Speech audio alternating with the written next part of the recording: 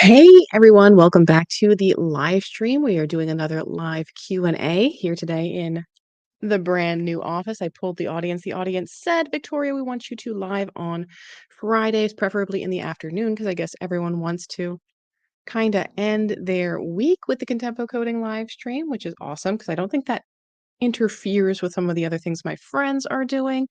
Brand new office. We've got some brand new equipment, so I apologize if anything flickers or goes in and out. This is the first time I'm doing it at my new location and at all the new stuff I got. And I actually have a brand new camera that is on the way, so I'm really excited for that. So hopefully everything goes smoothly today. Make sure that you sit back, say hi to your friends in the chat, and we're just going to get started with today's live stream.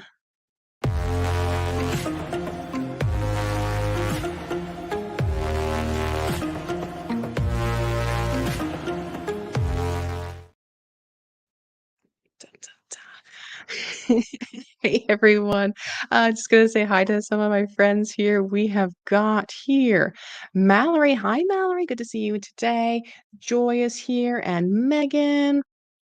It's probably going to be a pretty full day today on the live stream. I am super excited. We're going across LinkedIn. We are going across Facebook. We are going across YouTube live here to discuss some things that are going on in the industry, things that are going on with Victoria. Carlita says, Happy Friday. Absolutely.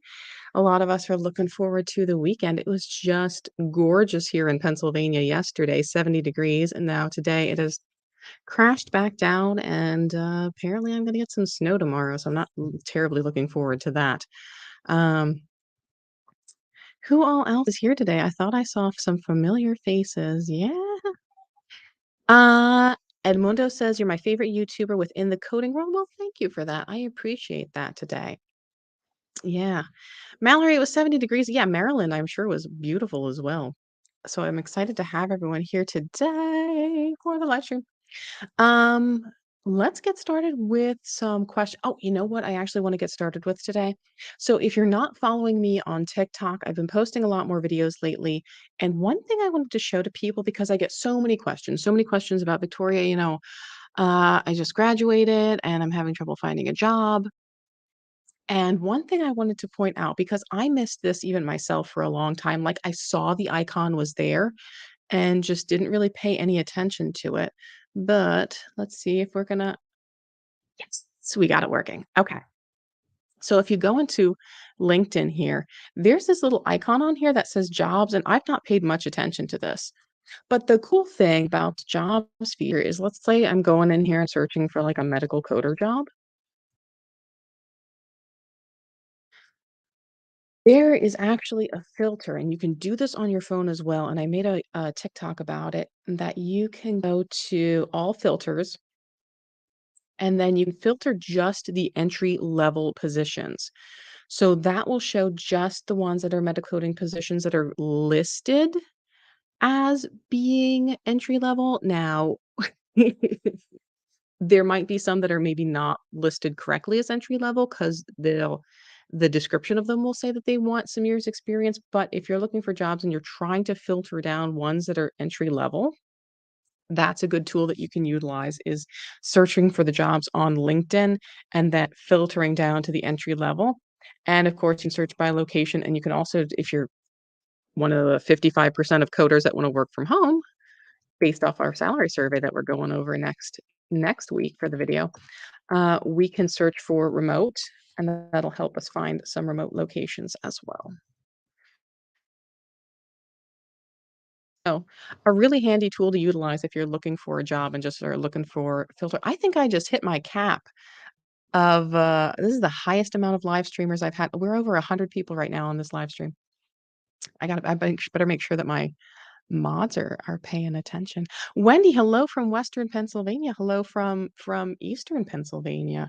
My new office is just down the road from Kutztown University, which is so nice because like the most traffic jams that I have in the morning are basically like if the college students are crossing the road and I have to stop because they're going on to their classes. Anyway, um Yeah, I know. What the heck is with that? They put down entry level and still ask for 3 years experience. Some of these people that are they're putting up these positions, I think, need to get a little bit better with it. So, what is the next thing? Um, Tiffany, are you available for chapter meeting virtual presentation? So here's what I'm gonna say about the requests that I've had for virtual meetings. Oh, I just froze. Okay, I hope I'm not freezing too much. Um, so as you can imagine, I get a lot of requests to speak at chapters, and I've done some presentations in the past. Um, I've run into some hiccups with chapters that have kind of put me off of wanting to do a lot more chapter meetings. And for the time being, like I haven't put anything together new in a while, and there's nothing that I'm really right now feeling passionate about presenting to chapters. So while I'm not saying like I won't present to chapters right now, I'm taking a break from it until I hit that point again where I'm like, I really have something that I want to share with everyone again because I hate to just come up and present on, and just not be a completely myself and not feel true and genuine and have it be a good presentation. So currently I'm not taking a lot of chapter stuff. Plus I've just had a couple of I don't wanna say medical issues, but a couple of minor things going on that have just made me really tired in the evenings that I'm now finally getting ahead of and getting some energy back, so I it's likely that maybe towards the second half of the year, I might start picking up and doing chapter meetings again, but right now, I'm trying not to put any on my schedule because of just a variety of things going on. 110 people on the chat right now.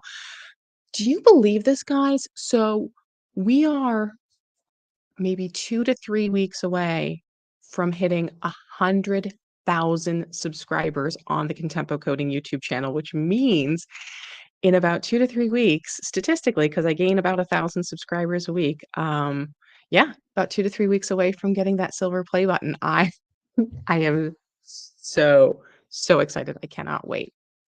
Hey, hello to my fellow Pennsylvanian, Lisa Hahn. Do I feel less cluttered in the new office? It looks big in some of the videos you have posted. Love the color of the curtains. Yeah. So my old office, my home office, which I loved and was set up very wonderfully, and my beautiful fiance Chuck set up these gorgeous lights and stuff in. It was just getting way too cramped for what I needed. So I had all of this, you need so much space to spread out as a medical coder. And then I had lights, and I wanted to get like right now I have professional like photography lightings here. And I couldn't fit these into my tiny little home office. I was using the ring light all the time, and then all the ring light was reflecting in my eyes.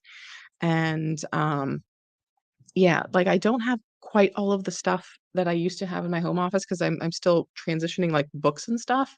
And it's a weird feeling right now because I have like two of a lot of things. Like I have two of I don't know, just a lot of different stuff to have the transition seamlessly between the 2 offices if need be. But yeah, the great thing about this space that I lease is it's very big and it came fully decorated and furnished because 'cause I'm not the best at decorating and furnishing. So yeah. Victoria, are you still doing your podcast with Stacie on YouTube? That was one of the things that unfortunately I had to cut due to the issues I was having with getting just too tired. When you're having to limit the amount of time you can work, um, I had to evaluate some things that just had to come off of the table, and unfortunately, that podcast was one of them. Not saying it won't come back, but right now it was just one of those things that had to get cut. Lindsay, hi from nearby. I used to live in Hamburg. I used to live in the trailer park in Hamburg, actually, the very, very top of it.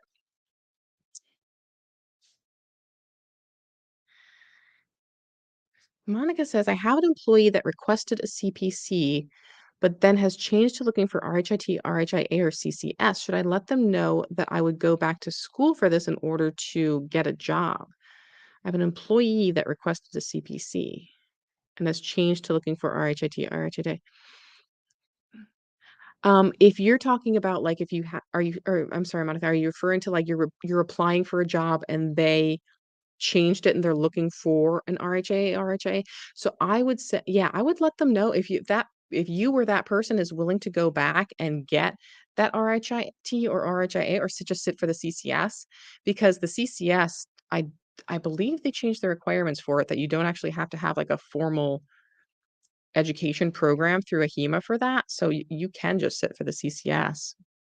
That's what yeah, I would definitely let them know. Man, I'm surprised how many people are talking about the podcast. So it's funny, my podcast that I haven't updated in a while is still getting a lot of downloads, and I've been contemplating bringing it back. But here's the situation that I'm facing is that I only have so many hours in the day, and YouTube videos take a lot of time out of them. Plus, I don't know if you guys know this, I started a second personal channel. It's mostly videos of me like vlogging about my fitness journey or trips that I actually have a ton of footage from my last couple Disney trips that I need to put on there that is going on. So trying to piece together when you have so many options of what should I do? Should it be a podcast? Should it be there's a lot of planning that I'm trying to figure out right now with like how I want to do the business for the next year. Because the other thing is this space has a conference room that I'm in, so I could technically do in-person trainings here for about like 10 people. So it's like, do I do the podcast? Do I bring back the old podcast? Do I start doing, review classes in person here in Pennsylvania? Like, what do I do? Am I freezing for you guys? Let me know in the chat because my video just stopped here. Hold on one second. Oh, there I go again. Might just be my internet being a little bit touchy. Let me know in the chat if my video is freezing for you guys or if that is exclusively happening on my end because I can't tell. So this I'm LinkedIn user and I'm looking at this and it says the CCA is kind of wasted if you want to get into coding. You know, I feel like there's not a lot of people that are going for the CCA anymore because it almost makes more sense just to go for either your CCSP or the CCS because,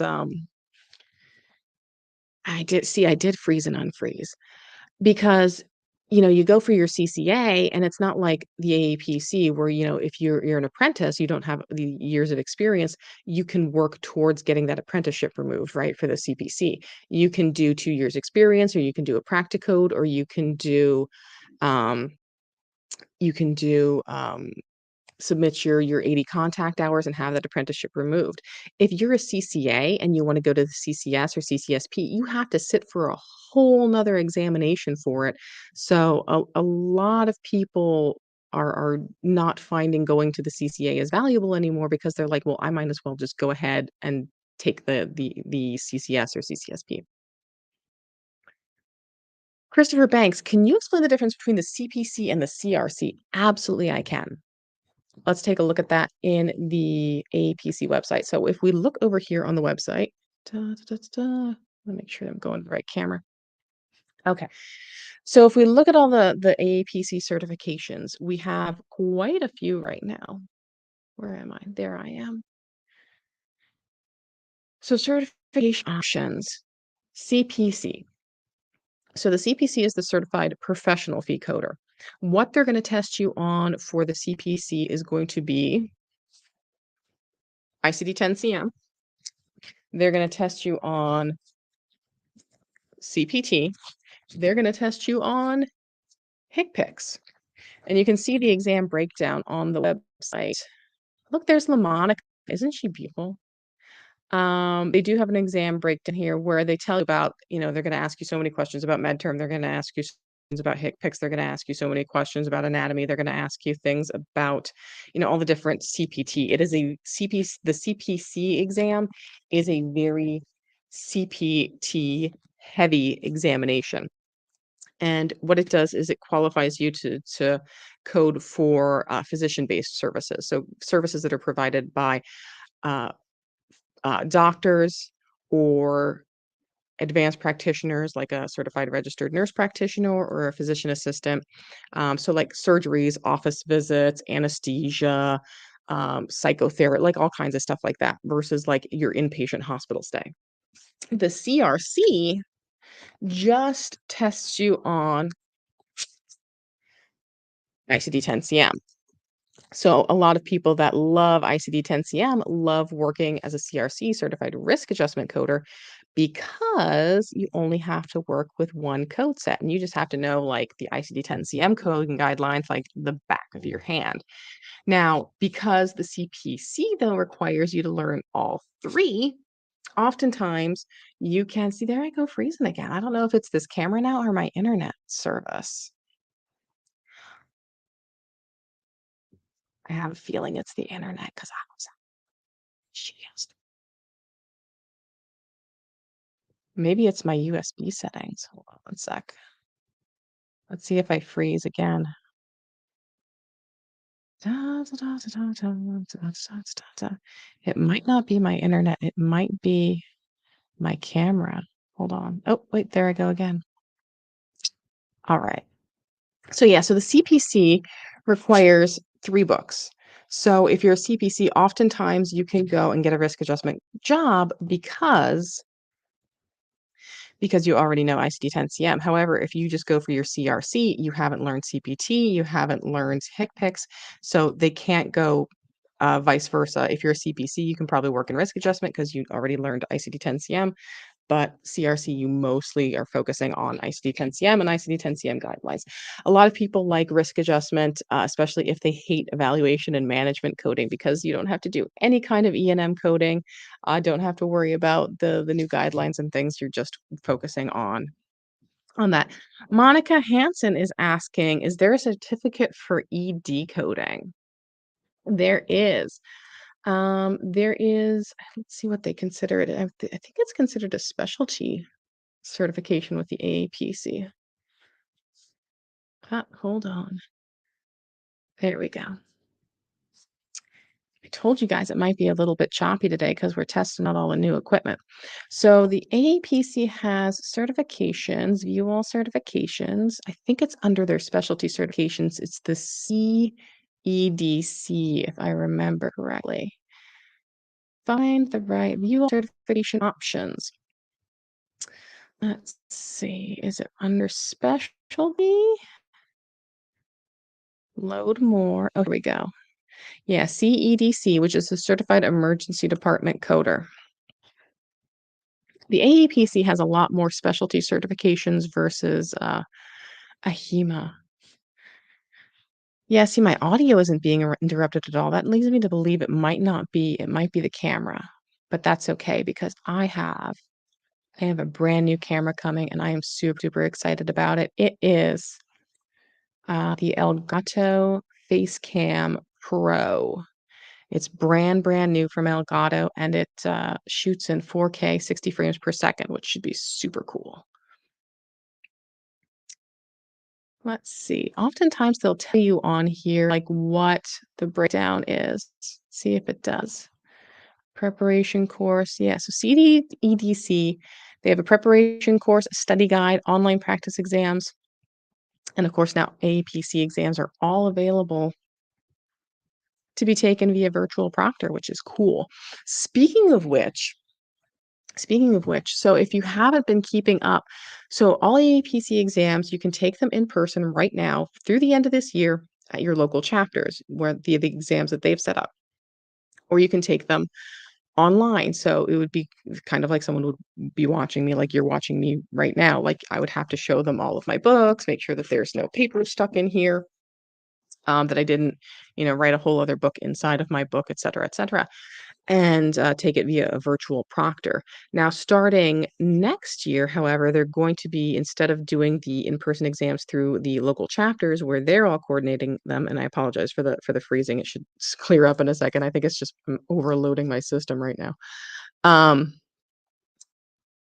Starting next year, instead of doing the in-person through the local chapters, they're going to be at exam centers. So there's still kind of details to follow with that, but that is the plan that the AAPC has indicated that they're giving.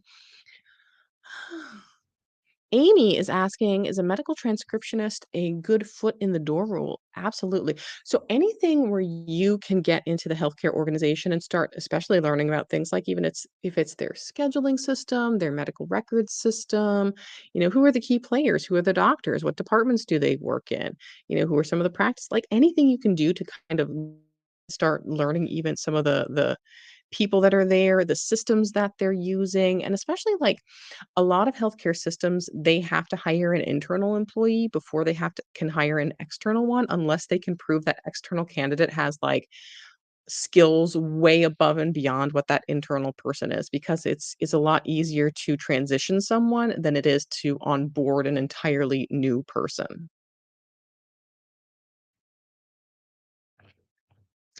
If I had to pick one, which would I pick, AAPC or AHIMA? I toyed with getting some AHIMA certifications, but right now there's so much robustness with the AAPC because they really have the market cornered as far as the different core credentials, the different specialty credentials.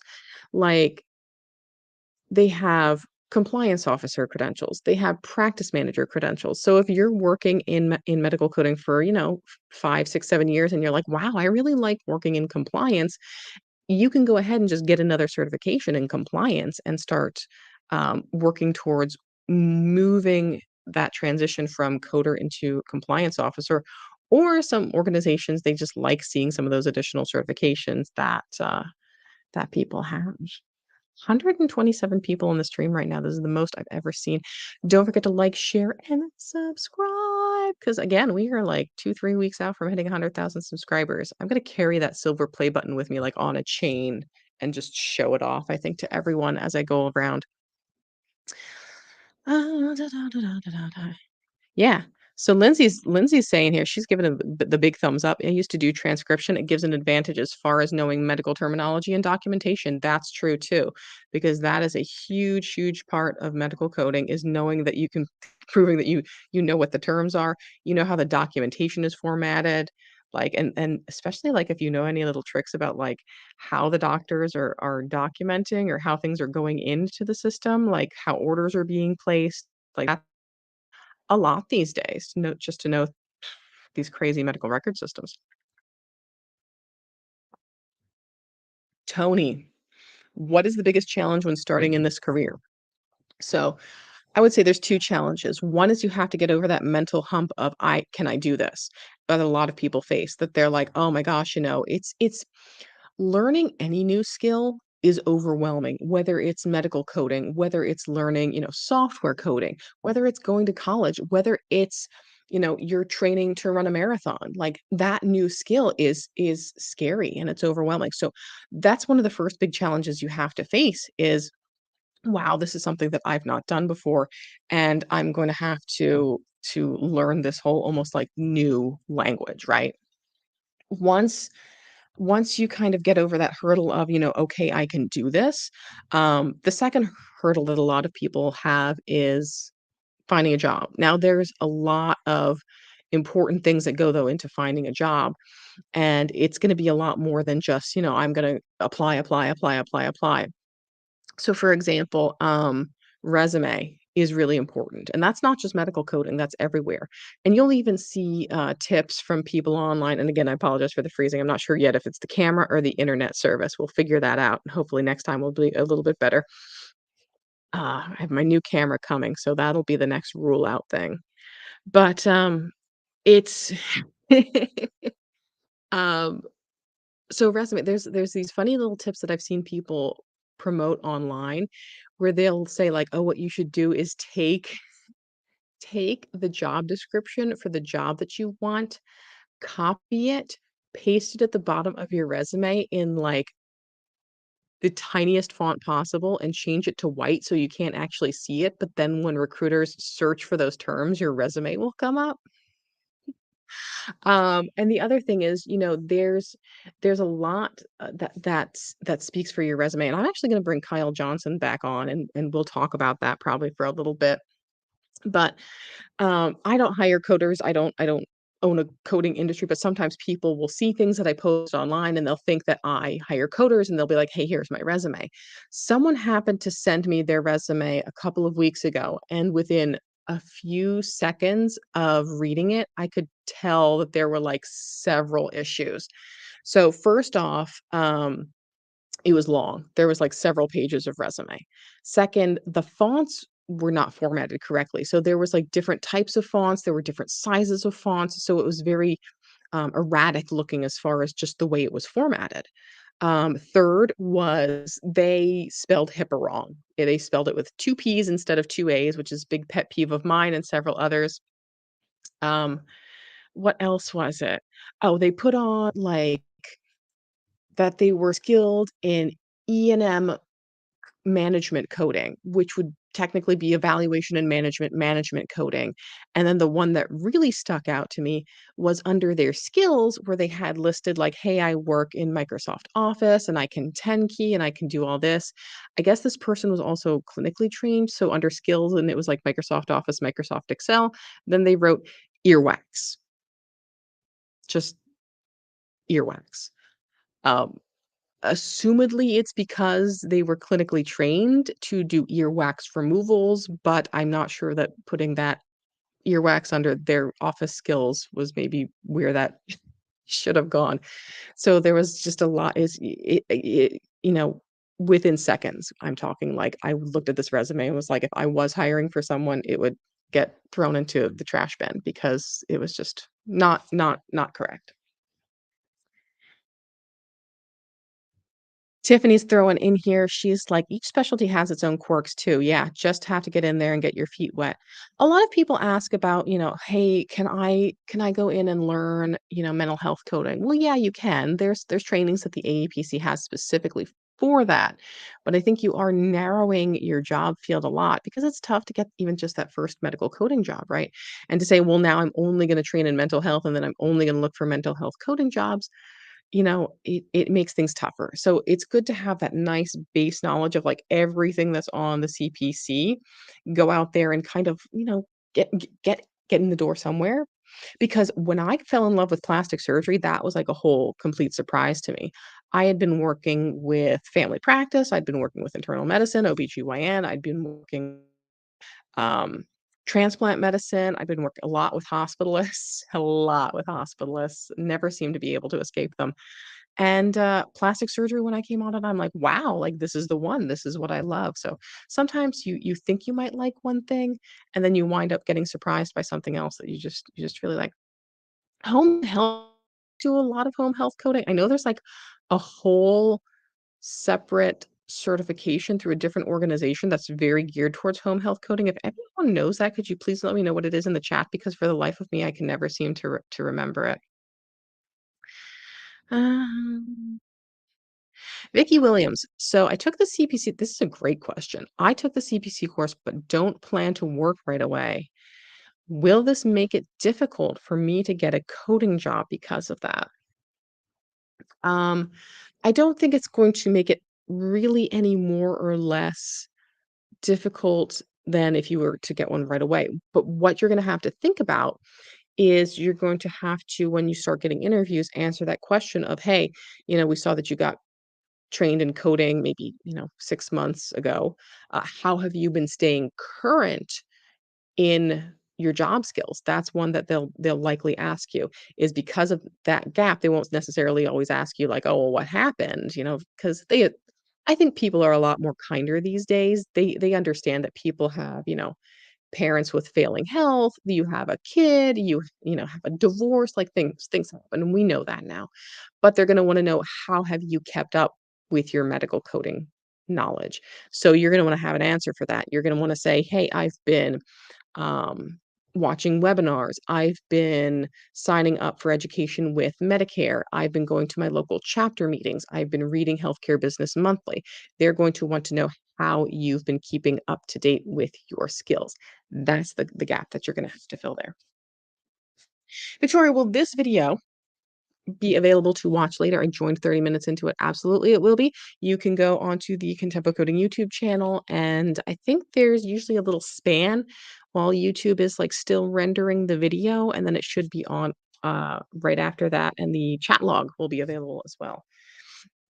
Just a heads up, the chat log, so I have, for protection purposes, the chat frozen. If you're trying to, like, feverishly type out comments, you only have, I think, like, 60 seconds or something that you have to wait in between comments, and that's just so that someone doesn't come in and spam here and say, "Victoria, you suck," and just do it repeatedly and blog down the chat. They can only do it once every 60 seconds, which is a little bit easier than for me to digest. You just graduated with your CIC, that's awesome. That is awesome. One of my goals, I'm so behind. One of my goals for this year was to learn PCS coding. I know, like, this much PCS coding, enough that I could maybe fake my way through it, right? But that was one of the goals that I had set for myself this year, was to learn PCS coding, and I haven't. It's still a beast. But congratulations with you on the CIC, because that's no small accomplishment at all.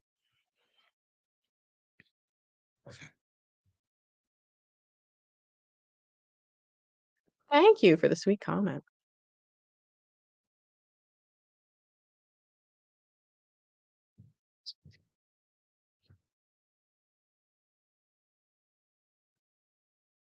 Lisa Huggy Merway says, "My apologies if you've already answered this. I came in late, but I have had a couple of bad experiences in the medical field, um, and I'm resentant to something else. However, how do you handle a situation if you're asked to do something unethical, and how likely is it to happen, please?" So in the medical coding field, it can happen sometimes. I think a fair amount of us have had situations where we've looked at a case and gone, "This is the correct way to code it," and someone comes up and goes, "Oh, well, we'd get more money if we coded it this way," or, "I don't know that we really need to unbundle that. I don't think that I think we can put a 59 modifier on that and bill it separately, because I don't have, an article specifically from Medicare that says that we can't do that exact specific situation."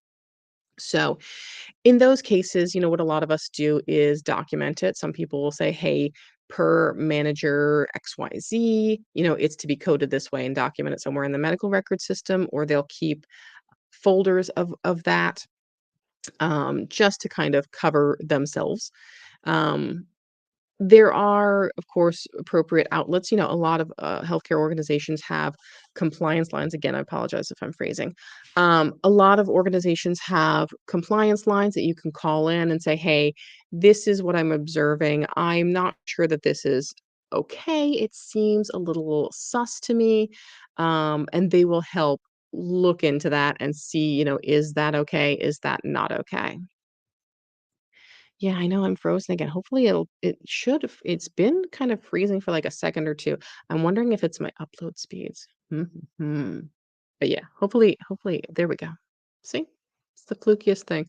Again, I'm not sure if it's the camera, or if it's the internet speed, but we will process of elimination and figure out what it is. Someone asked if I'm coming on live again next Friday. I don't know. We'll have to see. Like I said, I have so many options of things to do.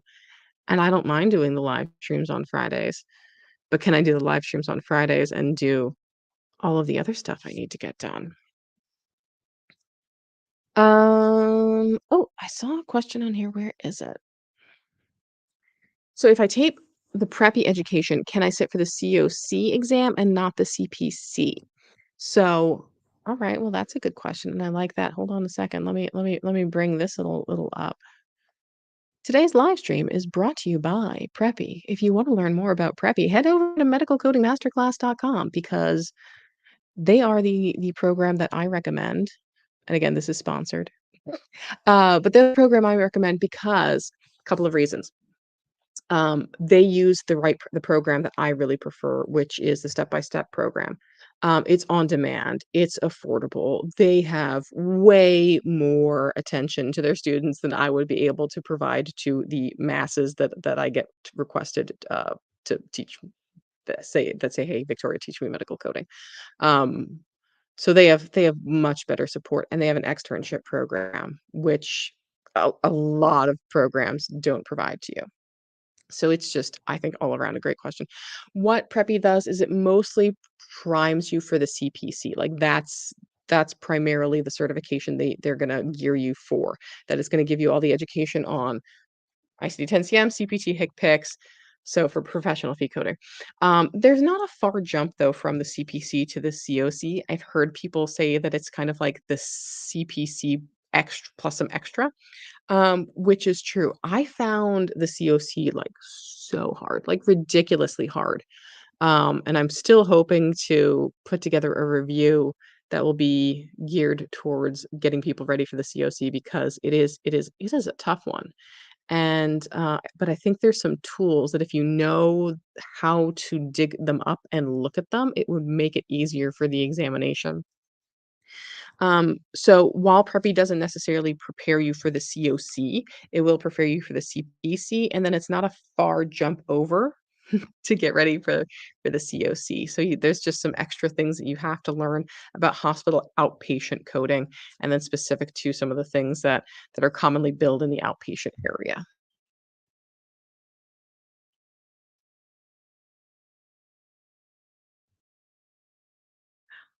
Fatima says, I'm interested to work in the OBGYN department.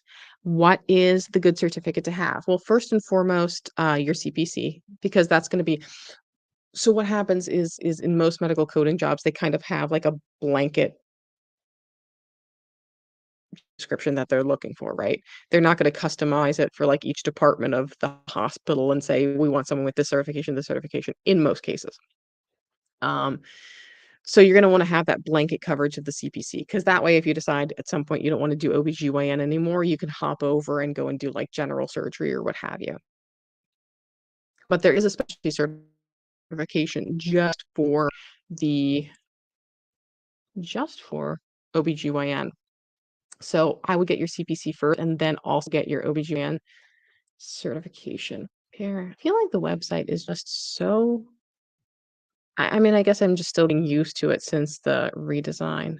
Where is it? CPCOBGC, I think it is. Yeah, COBGC. That's the AAPC's OBGYN specific certification. Look, I can almost touch it like from there we go. So that's the one I would recommend.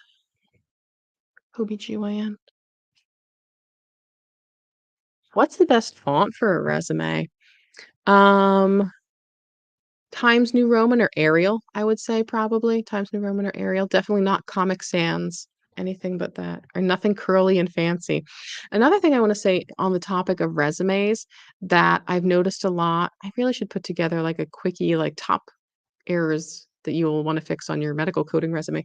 But when you have your name at the top of your resume, like you don't have to put your address there anymore. You can put like your city and town, but you don't need to put your street address on there. But at the very top where it would like on mine would say Victoria Mole, it should have your credentials right there so that when that recruiter or that HR person is looking at it, they see right there at the top all of your medical coding credentials, Victoria Mole, CPC. So that way they're like quick as soon as they see it, they go, yeah, this person has that coding credential that we're supposed to have for this position. What is PCS coding? PCS is ICD-10 procedural coding system. So it's kind of like it's CPT-esque, like it's a procedural coding system and it's a whole different world. I don't think I even have I think my PCS book is back at home because it's a couple years old at this point. I have to get one. But yeah, it's ICD-10 PCS procedural coding system. So I really do need to learn it so I can better explain it, I guess. Jessica, can you please recommend a medical terminology and anatomy physiology book to prepare for the CPC? I think I have it linked in the bottom of the comments of this live stream. Take a look. Um, but I'll tell you what it is. It's called Medical Terminology and Anatomy for Coders. You can buy it on Amazon. If you buy it from the Amazon link that I have, it will help support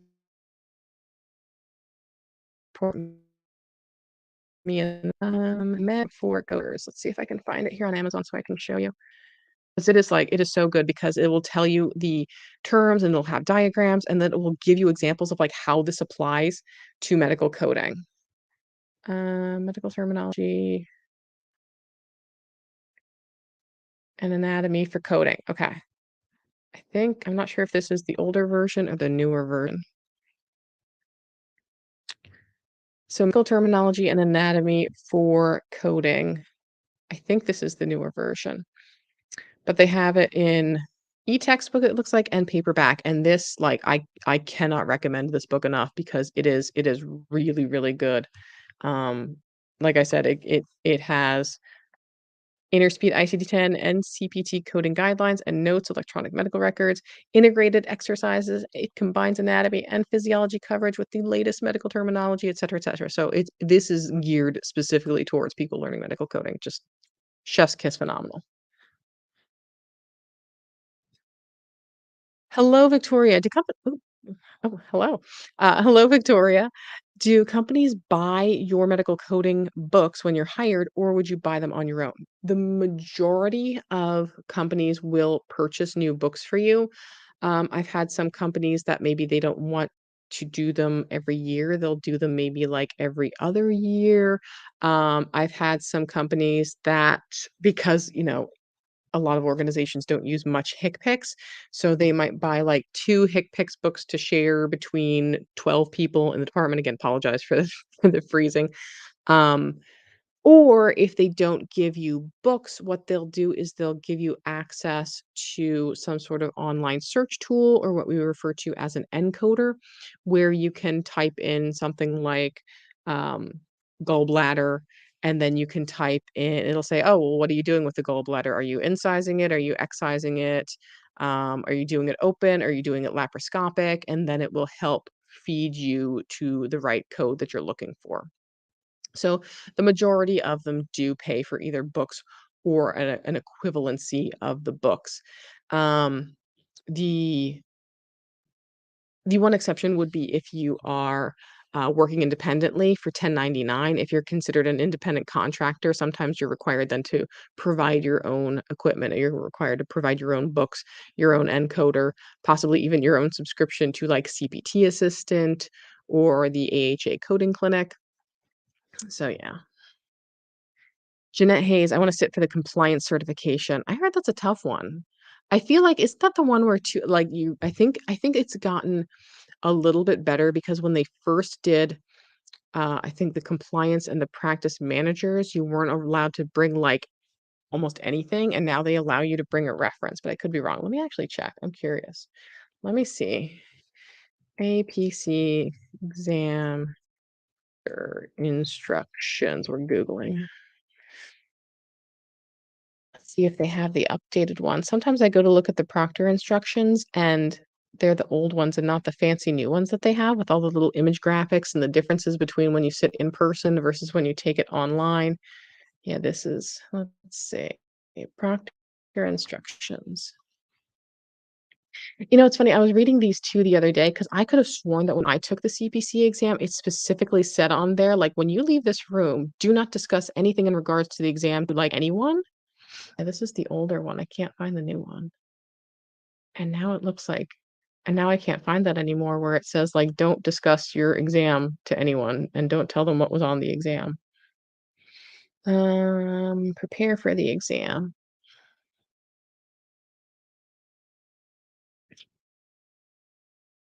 But, yeah, I think some of them, like the compliance and the practice manager, will now let you bring the reference guides, which are not the study guides, but, like, the books where you go, "That's not it." I got a new document camera too, how about it? Resources, shop. Yeah, the reference guides. Some of the specialty certifications allow you to take these reference guides with them, not the study guides, the reference guides.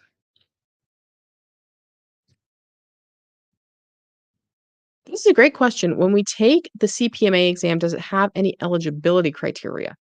When you take any AAPC exams, you don't have to take them in any sort of particular order. And technically, the only official regulation you have is that you have to pay the exam fee and be a member.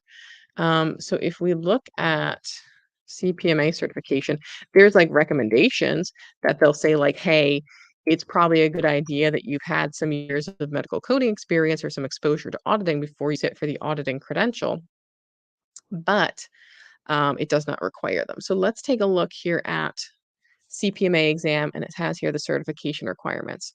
So it says, please be aware the CPMA certification exam is difficult high-level examination. It's not intended for individuals lacking training or experience. So you should have experience auditing physician services. And then what are the additional requirements? You have to maintain your AAPC membership, and you have to renewing members must have current membership at the time of the exam. Certified specialists are required to submit their CEUs. So it doesn't say anything about you have to go to this school, you have to take this program, you have to do, you know, this course. It really just says that you have to be an AAPC member, and in order to keep your certification, like you have to get your CEUs and of course pass the exam at 70%.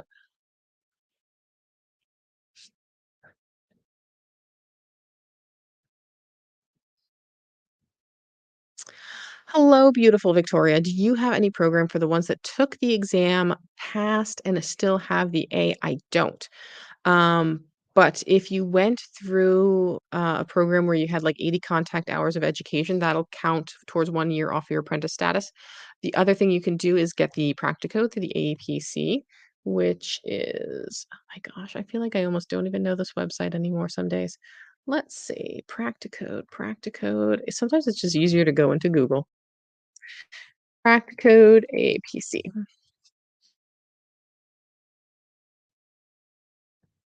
122 people currently on the live stream. Practicode, medical coding tools for coders. So if you are a CPCA, they do have a program called Practicode, which is, I have a whole video on it. Definitely check it out if you haven't yet. But it's for the new and apprentice coders. It's a basically program that you purchase, and they'll give you all of these different redacted charts, and you have to code them. It is not multiple choice like on the examination. It is literally, here's a chart. Here's where you can put in your CPT, ICD-10, HCPCS, modifiers, place of service, pointers. Like they don't provide you, they don't tell you how many CPT codes, they don't tell you how many ICD-10. It is literally coding from scratch. So it's a lot. It's a lot. What would you recommend as my next certification after the CPC if my goal is to have my own practice someday where I work with small medical practices? You mean like have your own practice, like a billing company, or have your own practice like you work like a independent physician and you're handling all of the billing and coding? Because if you want to be like the practice manager and run the whole practice, then it would be the practice manager certification. If you're someone who's like, I'm going to find a nice independent physician and provide all their billing coding services, or provide billing coding services for, multiple providers, independent providers. By the way, don't forget to like, share, and subscribe. Like the stream, like. In that case, I would say probably go for your CPB so that you have that billing experience. The other thing I would say is if you want to own your own kind of like billing coding practice, you might want to even look into like the CRCR, because that's the Certified Revenue Cycle Professional certification. That's through, I can't even think of it right now. Through HFMA, and that's one that's growing in popularity, is the HMA CRCR Certified Revenue Cycle Certification. Um, Good afternoon. Can you give me some advice on how to get CPC entry level? So, for entry level positions, there's a couple of job tips that I have. So first off, make sure that your resume is up to date, your credentials are at the top, you have all your skills listed as they pertain to medical coding. If you still have your apprenticeship status, work on getting your apprenticeship status removed. Set up a LinkedIn account. LinkedIn is so amazing for networking. Connect with all the recruiters that you can, because then those positions that they're posting will come into your LinkedIn feed and you'll see them and be able to apply for them there. There are Facebook groups like Jobs for American Medical Coders, and some of the specialty ones that you can join. And then when people find jobs, they'll post them there. connect with your local AAPC chapter because I cannot stress local chapters enough because when you log on to a local chapter meeting, most of them are saying, hey, does anyone know of jobs? Or they're providing jobs that they know of in that area. Um, Even people who are working remotely for organizations like, Optum or CSI or Judge, they're providing that information about, hey, we're hiring right now for, 5 coders or whatever. So that's where you can get that first sort of look at what's coming up. So those are my top tips.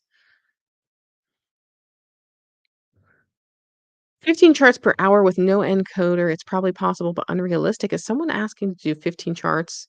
So I think productivity standards are so I mean, they can vary so much because there's so many different factors that can go into how fast you're going to code a chart. Like, what kind of specialty are you doing? Do you have an encoder? Are you using paper books? Are you coding like complex surgeries? Or are you coding something that's fairly straightforward? Are you having to dig up charts from different systems? Like, there's so many different things that can go into productivity. So when everyone asks me like, how many charts per hour am I going to have to code as a coder? I'm like, I don't it depends on just so many different things. So many different things.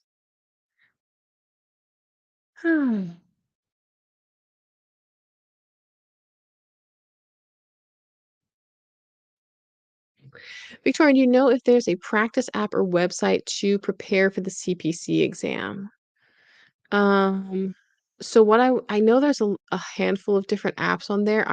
I'm reluctant to recommend apps because I don't wanna recommend something that hasn't paid the appropriate rights to the AMA to use their data or is, like, stealing things from the AAPC and making apps because I know that happens, and since I haven't kind of, like, had to look myself for, like, practice apps, I don't know which are good and which are not. I know some people in the chat have used them recently. I know there's one that people have said have helped them out with the CPC. The things that I recommend are if you haven't gone through an official AAPC course, you might want to get the CPC study guide. I think it does include some practice questions. You could also purchase the practice exams through the AAPC or through an organization like CCO. There's review classes. I think review classes are going to be amping up a lot more with local chapters. I have a review class that you can get on demand, and that it does include practice exam questions as well. But yeah, the study guide, Alicia's saying she's found that really, really helpful.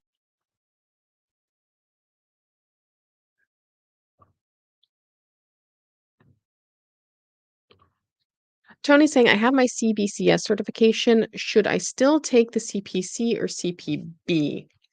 It depends. I mean, if you want to get into billing, take your CPB. If you want to get a medical coding position, I would go for the CPC. One of the things, CPC, well, any certifications through the AAPC and AHIMA really are like the gold standard in the industry because if I go into, for example, let's say Indeed.com and type in CPC, we're gonna find we're gonna I'm gonna do that. Um,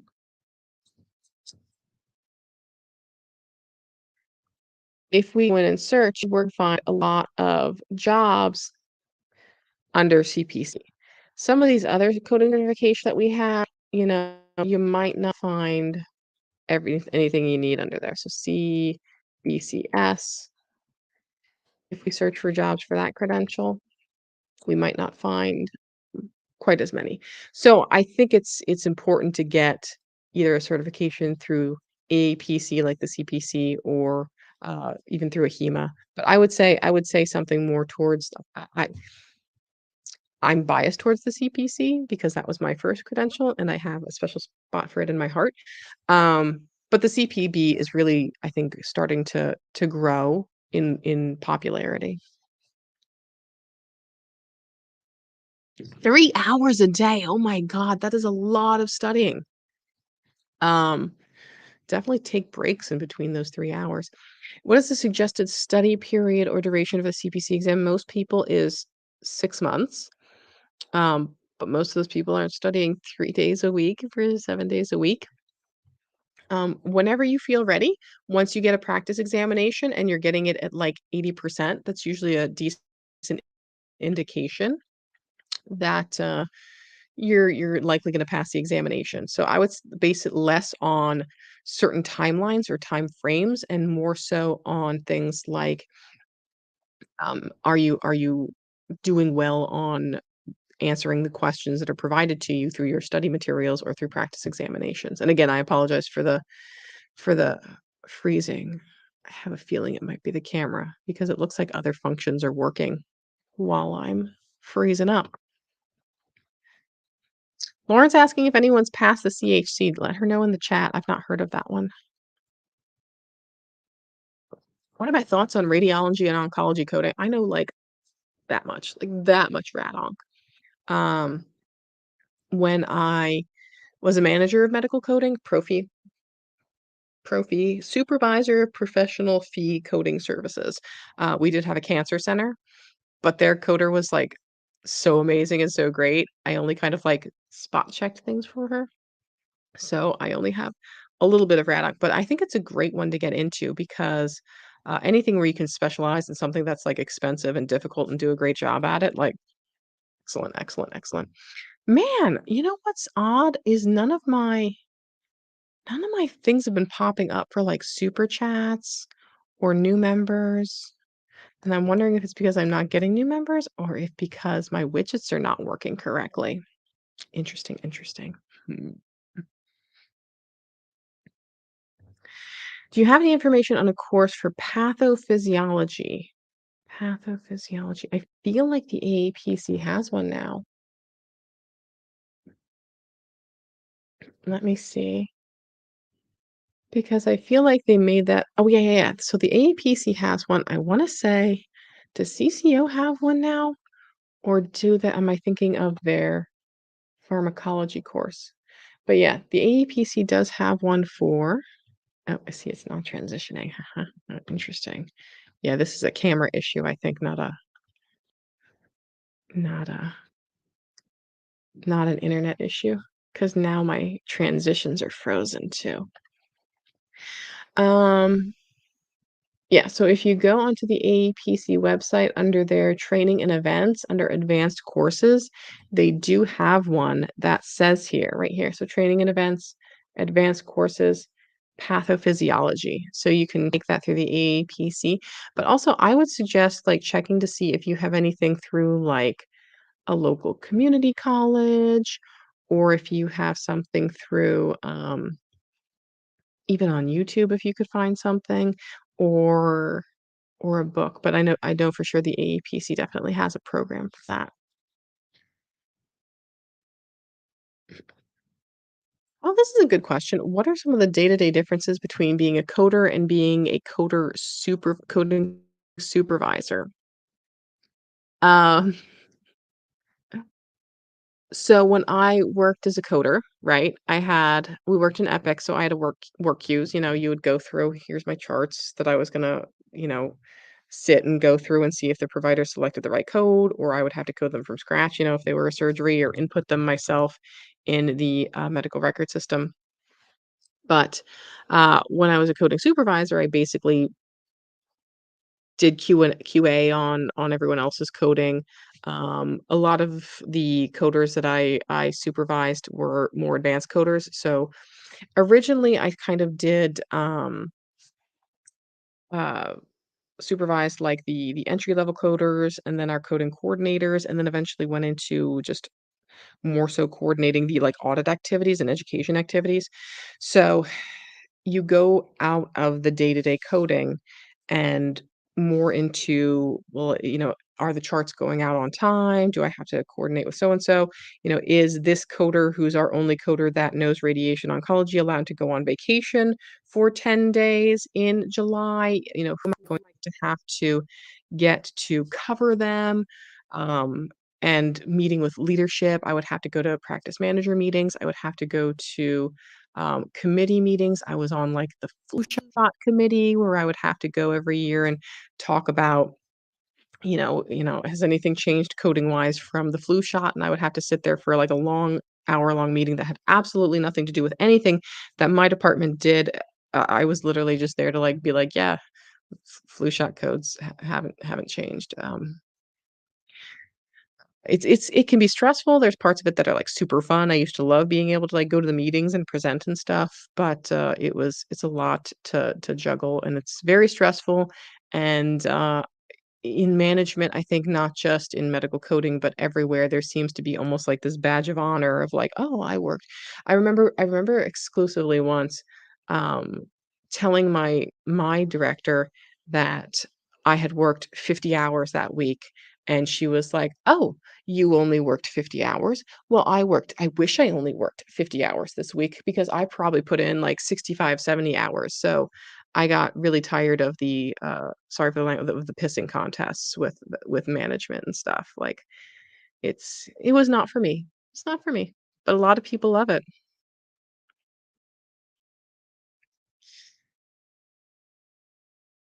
So, Angelina says, "Do you recommend marking and highlighting your books for the exam?" Absolutely, I do. And there's great organizations out there like CCO, where they'll teach you their technique, the BAT technique, on how to bubble and highlight and mark your books for the exam so that it draws your attention. I think most coders don't do it every single year. It's a lot of work to go through and highlight and underline and this. But for the examination, yeah, absolutely a fantastic tool. I've known people that have said, "I swear by the bubble highlight technique by CCO.US." So definitely, if you're looking into it, go through them. They are really the original curators of that. A lot of people have tried to piggyback off of them or do the BAT technique and then, like, sell copies of their CPT book, which is not it's copyright infringement, I'm sorry. But that's where I would recommend you go if you're looking for a technique on how to bubble, highlight, underline, notate your book specifically for the exam. Does it make sense to get the 2023 coding books while trying to find a job? I mean, it depends. You know, if you find a job next month, or the month after, there's a good chance that your employer will likely provide books to you.